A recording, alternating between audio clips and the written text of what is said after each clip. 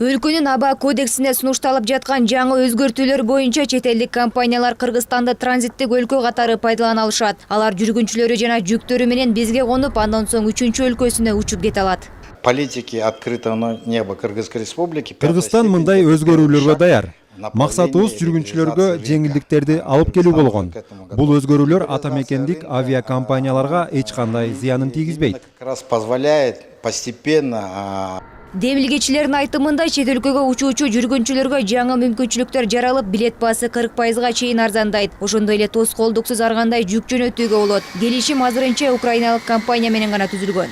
На Украине мы провели переговоры. Жакында эле биз Украинага барып келдик. Ал тарап биздин сунушту колдоп берди. Буйруса мыйзам долбоору ишке кирсе, Украинанын алгачкы учактары бизге коно баштайт.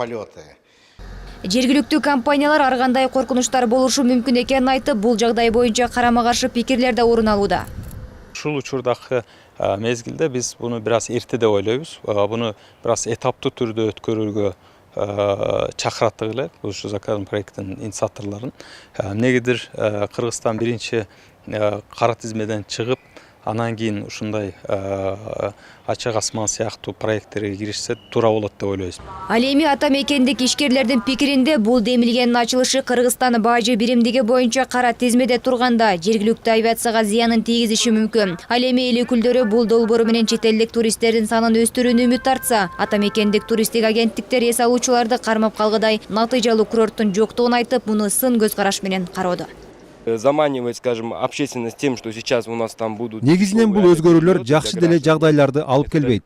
Биздин авиация буга даяр эмес. Менимче бул өзгөрүүлөр шашылыш түрдө чыгып жаткандай. Эгерде бул долбоор кабыл алына турган болсо, демек биздин авиация эл аралык атаандаштыкка даяр болуусу керек. Бирок дароо эле эл аралык компанияларга жол ачып берип койгон туура эмес. Большая опаска, и в конечном итоге мы убьем просто свою авиацию. Биринчи тарап парламент ишкерлердин кызыкчылыгын эске албарын айтса, демилгечи тарап дүйнөдө ачык асман саясаты жүргүнчүлөрдү 35%га чейин көбөйтөрүн кошумчалашат. Канткен күндө да жергиликтүү ата мекендик авиациялардын бүгүнкү күндөгү абалы, аба бекетинин инфраструктурасы жаңыланууга муктаж. Бул маселе парламентте бир канча ирет көтөрүлгөнү менен натыйжалуу чечим жок. Мындан улам бардык ишти ар тараптан тыкыр карап чыгуу керек дейт талдоочулар.